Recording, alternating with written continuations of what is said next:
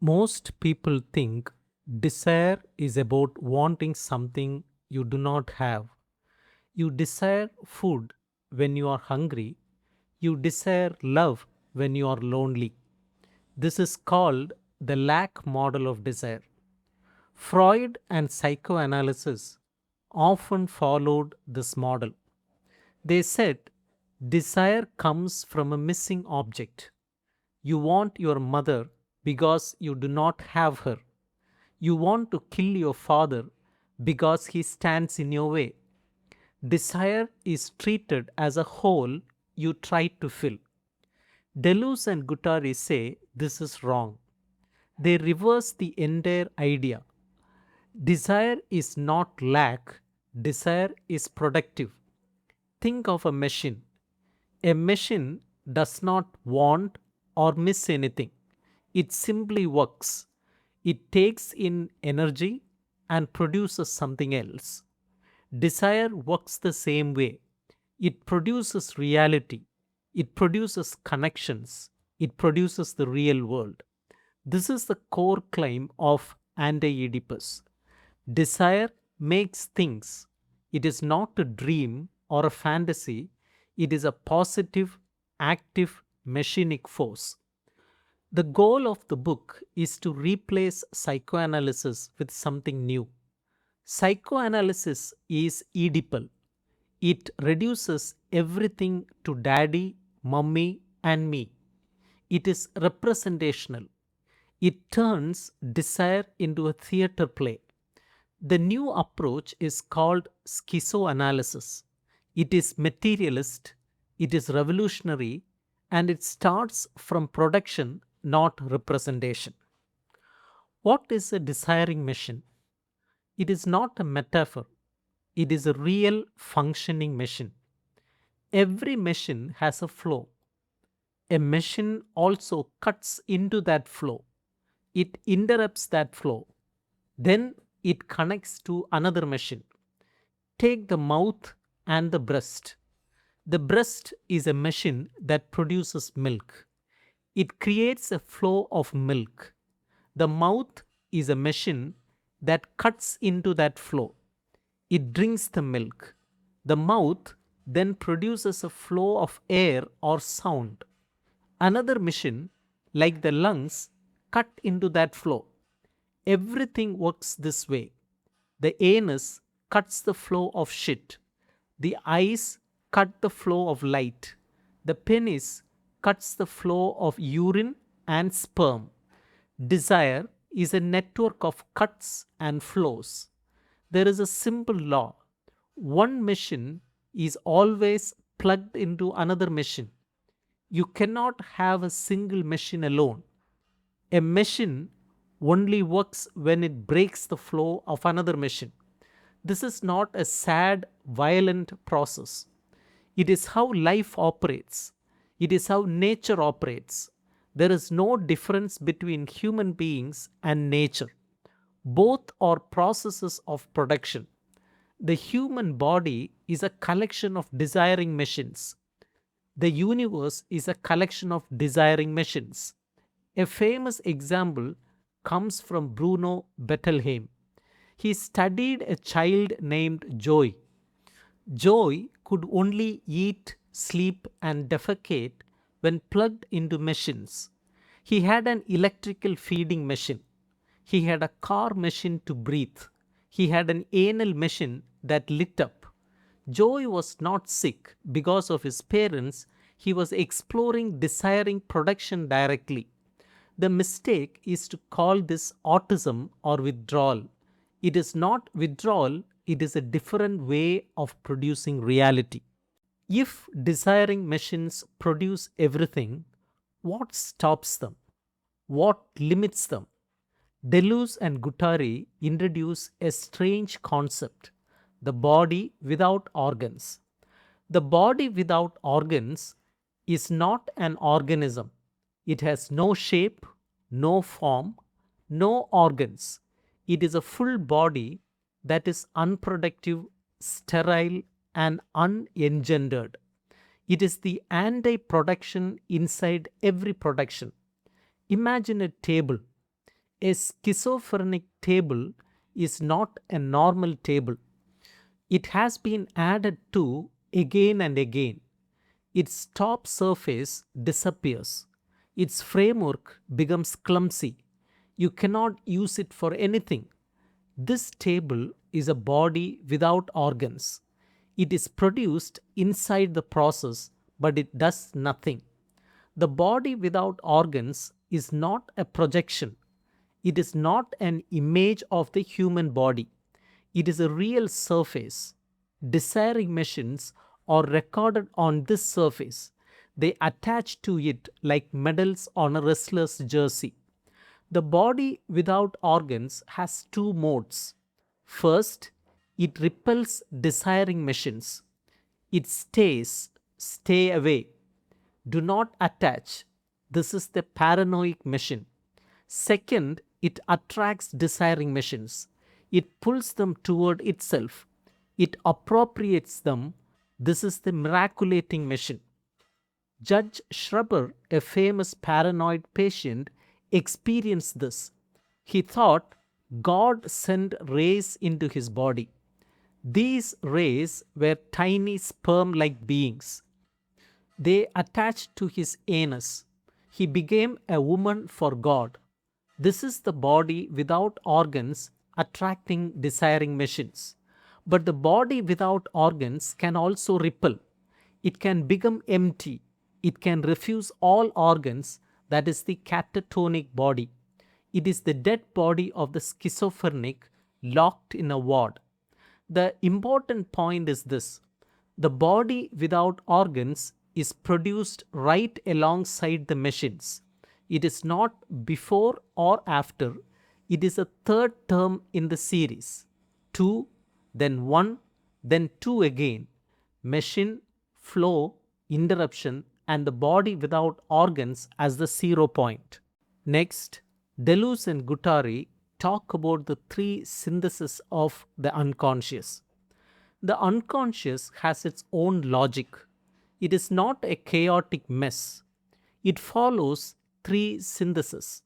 First, the connective synthesis. This is the synthesis of production. Partial objects coupled together. Flows are connected. The mouth and the breast, the anus and the shit, the eye and the light. These connections are not exclusive. They are open. They go in all directions. The mouth can be an eating machine, an anal machine, a talking machine, or a breathing machine. One organ machine can enter many connections. This synthesis is binary. Machine A connects to machine B. Machine B connects to machine C. It is a linear series. It is also a circle. The product, the milk, becomes part of another production, the mouth. This is production of production. Second, the disjunctive synthesis. This is the synthesis of recording. The body without organs is the recording surface. Desiring machines are recorded on it as points of disjunction.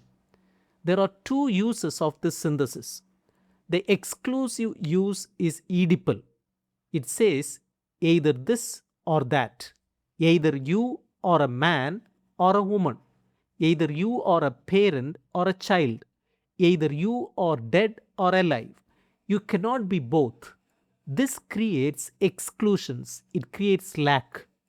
The inclusive use is schizophrenic. It says either or. You can be man or woman, but you belong to both sides. You can be dead or alive, but you glide between them. You can be a parent or child, but you are both ends of the same stick. The schizophrenic does not identify with contradictions. He affirms distances. He is transsexual, trans, alive, dead, transparent. He uses the distinctive synthesis in a positive, non-exclusive way. Third is the conjunctive synthesis. This is the synthesis of consumption. It produces the subject. The subject is not the ego. It is not a person. It is a residuum, a leftover part. It passes through all the states of the body without organs. It says, so it's me, so it's mine. The subject is peripheral, not central. The machine is at the center. The subject circles around it. It takes a share of the product. It enjoys that share. This is why a schizophrenic can say, every name in history is I. He passes through all the names. He consumes them. He does not identify with them. He simply says, that's me too. The three syntheses work together: production, recording, consumption. They are the same process. They are the auto production of the unconscious. There is no fixed ego in desiring production. The ego is a product of repression. It is a result of Oedipus. The real subject is nomadic. It moves across the body without organs. It is never in one place. It is peripheral. It stays at the edges, not the center. It is residual. It takes what is left over. Consider Nietzsche. He did not identify with historical figures. He became them. He wrote, I am Prado. I am also Prado's father. I am also Sambit. Every name in history is I. This is not delusion. It is the subject of desire passing through states of intensity. Schreber did the same. He became a woman. He became a Mongol prince. He became the mother of a new humanity. He passed through the distinctions on his body without organs. This is not metaphor. This is lived experience. The subject of desire feels these becomings. Hallucinations and delirium come later. What comes first is raw intensity. I feel that I am becoming a woman. That is the primary emotion. Freud discovered desiring production. He saw the machines. He talked about drives, partial objects, and free energy. But then he pulled back. He buried everything under Oedipus. Oedipus is the family triangle: daddy, mummy, and me. Psychoanalysis reduces every desire to this triangle. Your boss is a father figure. Your lover is a mother figure. Your desire is always about your parents. Deleuze and Guattari say this is a trap. Oedipus is not a discovery, it is a mystification. It is a way to crush desiring production. It turns the unconscious from a factory into a theater. Psychoanalysis asks, what does this mean? It looks for hidden meanings. It interprets, it deciphers. Schizoanalysis asks, how does this work? It looks for connections. It follows flows. It asks what machines are operating. The unconscious is a factory. It produces reality. It is not a theater. It does not represent. It does not express. It manufactures. This is why a schizophrenic out for a walk is better model than a neurotic on a couch. The schizo is plugged into the world. He couples his body with mountains, stars, and rivers. He is a desiring machine among other machines. Social production and desiring production are one and the same. There is not production on one side and desire on the other. Desire is social. Society is desiring. Every society has a socius. The socius is a full body that records production. It is a surface on which the social machine inscribes its work.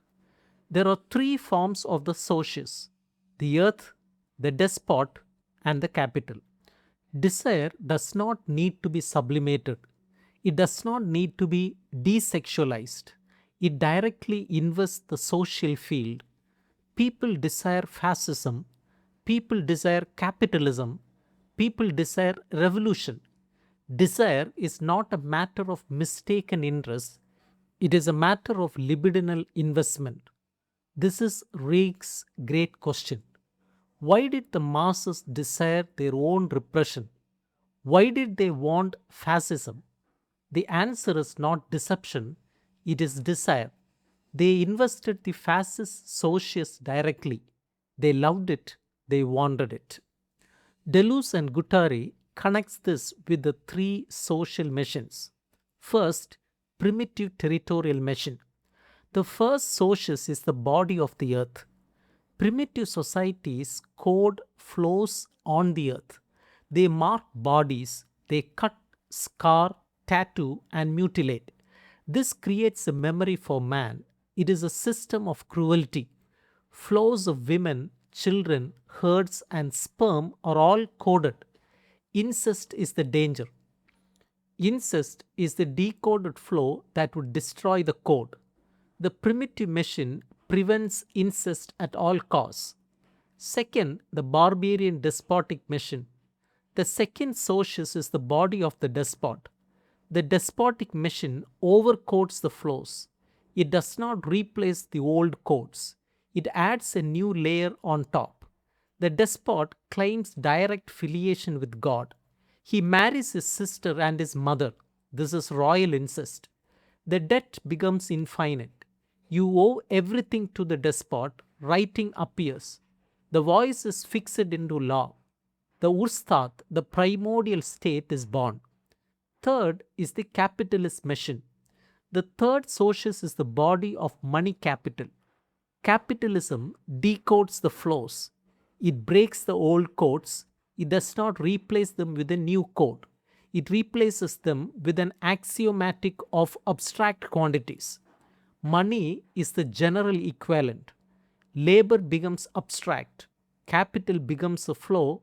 Everything is deterritorialized. Workers are free from the land. Capital is free from the despot.